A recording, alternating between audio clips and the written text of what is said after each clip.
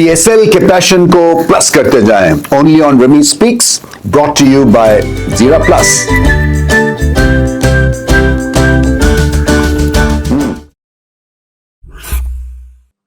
पेशावर ज़ल्मी के लिए ये मैच जीतना बड़ा जरूरी था, इसलिए कि पहली या दूसरी पोजीशन पे वो आ सकते थे और उन्होंने मैच जीता। एक कांटेदार मुकाबला था, 2 रन से मुकाबला जीता, आखिरी बॉल तक कहानी गई। और ऑफ लेट पीएसएल में मुकाबले कुछ ऐसे ही हो रहे हैं, लास्ट बॉल फिनिशेस और एकदम से जैसे जान पड़ गई है इस साल की पीएसएल में। बहुत अच्छा मुकाबला था, इसलिए कि ऐसा लग रहा था कि 147 रन जो है वो आसानी से हो जाएंगे। हालांकि ये टर्नर था और एक आधी ट्रिक भी मिस की बाबर आजम ने, क्योंकि आरिफ याकूब को खिलाना चाहिए था लेग स्पिनर को, मगर क्योंकि इंफॉर्मेशन ऐसी मिली होगी कि 200 की पिच है, मगर रियलिटी में गेंद फंसा, गेंद स्पिन हुआ, बैटिंग मुश्किल थी, तो बाल बाल बच गए बाबर आजम और पेशावर ज़ल्मी। मगर फाइट जबरदस्त थी क्योंकि ये लोएस्ट टोटल डिफेंड किया है।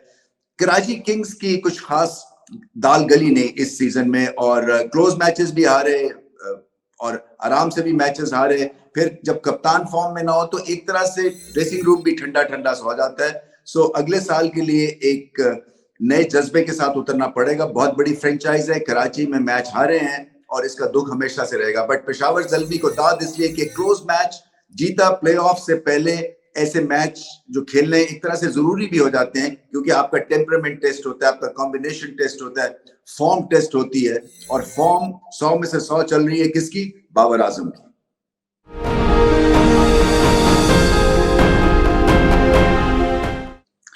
Plus moment of the match मेरी किताब में नवीन उल हक। देखिए टाइमली ब्लोज थी, इसलिए कि पेस के थ्रू पेशावर ज़ल्मी डोमिनेट करना चाह रहे थे और चेंज ऑफ पेस बड़ी जरूरी थी। आपको डिसिप्लिन चाहिए था, आपको विकेट्स भी चाहिए थे, क्योंकि जैसे कि ओपनिंग पार्टनरशिप लगी उसमें ऐसा महसूस हो रहा था कि जैसे मुकाबला हाथ से निकल जाएगा पेशावर ज़ल्मी के, क्योंकि 1-2 हेवी ओवर्स मिले उनको और रिदम भी था साइफर्ट के पास भी, विंस थोड़ा सा लड़खड़ा रहे थे, मगर फिर नवीन उल हक एंटर करते हैं और वो विंस को आउट करते हैं, पार्टनरशिप तोड़ते हैं। और सबसे बड़ी ब्लो शोएब मलिक को जो उन्होंने आउट किया 18वें ओवर में। देखिए वो मेक और ब्रेक सिचुएशन में उनको बॉलिंग मिली और वहां पे शोएब मलिक की विकेट लेनी बड़ी जरूरी थी, क्योंकि पिछला ही मैच उन्होंने जताया था और न्याजी के साथ पिछली दफा भी पार्टनरशिप बहुत अच्छी थी, इस दफा भी दूसरे एंड पे न्याजी थे और रिदम बन रहा था, प्रेशर क्रिएट हो रहा था पेशावर ज़ल्मी में। पे 117 पे शोएब मलिक की जो विकेट मिली उस वक्त 30 रन दूर थे मैच जीतने से, वो एक बहुत बड़ी परफॉर्मेंस थी। हालांकि इस पिच पे बैटिंग भी मुश्किल थी, मगर फास्ट बॉलर के लिए इस पिच पे 2 विकेट्स लेनी और 4 ओवर्स में 20-25 रन देना बहुत अच्छी परफॉर्मेंस। प्रोफेशनल दिखे और उनको आइडिया है बॉलिंग कैसे करते हैं, ऑकवर्ड बॉलिंग एक्शन है और उस एक्शन से गेंद को आउटस्विंग भी कर देते हैं वाइडर ऑफ द क्रीज जाके, और फिर स्लो डिलीवरीज भी अच्छी है, पेस ठीक ठाक है और डिसिप्लिन जैसे मैंने कहा है और पैशन के साथ बॉलिंग करते हैं। और ये सब कुछ देखा इस जीत में। नाजुक जीत, कुछ भी हो सकता था, मगर शोएब मलिक की विकेट लेके इन्होंने प्लस मोमेंट जीत लिया।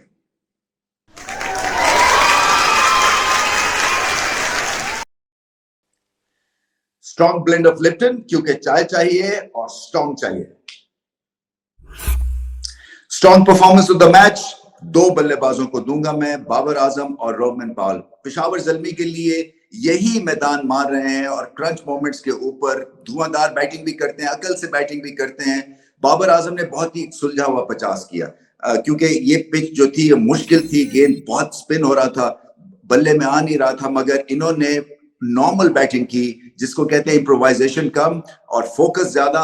वो तो रन आउट हो गए, इसकी वजह से कोई 15-20 रन कम किए पेशावर ज़ल्मी ने, मगर फिर भी बहुत ही लाजवाब 50 रन था। और पता यही चलता है कि वन डायमेंशनल उनके एक दिमाग नहीं चलता है, पिच को सामने रखते हुए, सिचुएशन को सामने रखते हुए बहुत ही सुथरी इनिंग्स खेले वो। और फिर पॉल ने 15-16 बॉलों में 30 रन कर दिए। हालांकि वो इंस्टिंक्टिव बैटिंग करते हैं प्लासिड ट्रैक्स पे पेस के गेस, मगर यहाँ पे गेंद फंस भी रहा था, उसके बावजूद स्ट्राइक रेट की वजह से जो है वो एक तरह से प्रेशर उन्होंने क्रिएट किया और उस वक्त मिडिल ऑर्डर में 30 रन उस मौके के ऊपर बहुत बड़ी इनिंग्स थी। सो ये दोनों स्टैंड आउट परफॉर्मेंसेस हैं।